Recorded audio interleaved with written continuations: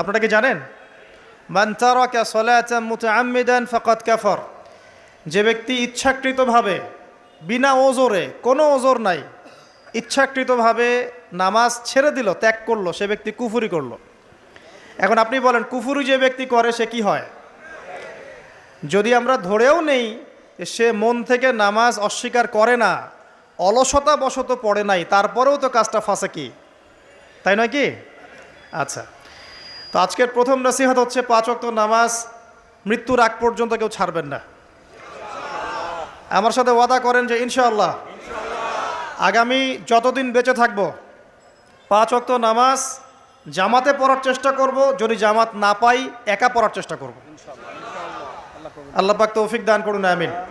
আজকে যদি এই কথাটাই শুধু বাসায় নিয়ে যেতে পারেন যে 5 ওয়াক্ত নামাজ আর জীবনে ছাড়বো না, আমাদের আজকের মাহফিল সফল।